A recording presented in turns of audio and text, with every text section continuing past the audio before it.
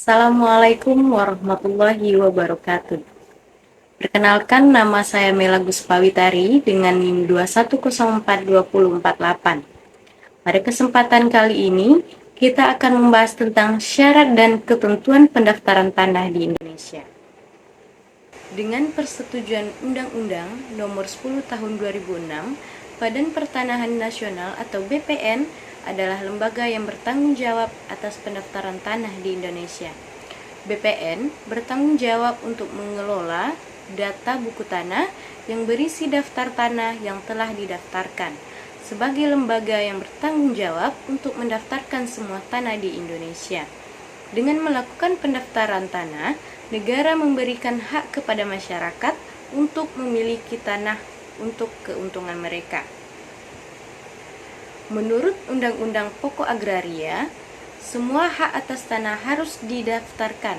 Menurut Peraturan Pemerintah Nomor 24 Tahun 1997 tentang pendaftaran tanah di Indonesia, Pasal 1 Ayat 1 menyatakan bahwa pendaftaran tanah adalah rangkaian kegiatan yang dilakukan oleh pemerintah secara terus-menerus, berkesinambungan dan teratur yang meliputi pengumpulan, pengelolaan, pembukuan, dan penyajian serta pemeliharaan data fisik dan yuridis dalam bentuk daftar dan peta mengenai bidang-bidang tanah dan satuan-satuan rumah susun pemberian surat.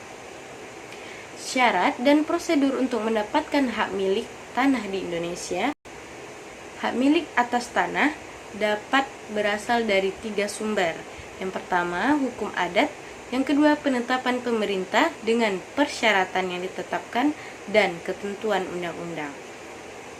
Pendaftaran tanah dilakukan oleh Badan Pertanahan Nasional atau BPN dan Kepala Kantor Pertanahan bertanggung jawab untuk melakukannya. Menurut Peraturan Pemerintah Nomor 37 Tahun 1998, Kantor Pertanahan memiliki bantuan dari pejabat pembuat akte tanah yang diangkat dan diberhentikan oleh Menteri Negara Agraria dan Kepala Badan Pertahanan Nasional. Selanjutnya, dalam rangka program kerja pemerintah, pendaftaran tanah sistematis dilakukan oleh panitia adjudikasi yang dibentuk oleh Kepala Badan Pemerintahan Nasional. Pihak yang berkepentingan dapat meminta pendaftaran tanah secara sporadis. Pendaftaran tanah sporadis adalah pendaftaran tanah untuk pertama kalinya untuk satu atau lebih objek tanah dan wilayah atau bagian dari wilayah suatu desa atau kelurahan, baik secara kolektif maupun individu. Pemberian hak milik atas tanah dapat diberikan atas: yang pertama, hak milik perorangan; yang kedua, hak milik badan hukum. Hak pemegang hak atas tanah yang dijamin oleh undang-undang dijamin oleh sertifikat yang diterbitkan untuk kepentingan pemegang hak yang bersangkutan berdasarkan data fisik dan surat ukur dan data yuridis yang terdaftar dalam buku tanah. Dengan penerbitan sertifikat, pemegang hak dapat dengan mudah membuktikan haknya. Oleh karena itu, sertifikat adalah bukti yang kuat. Sertifikat tidak dapat diterbitkan jika masih ada ketidakpastian tentang hak atas tanah yang bersangkutan yang ditunjukkan oleh catatan yang masih ada dalam pembukuan.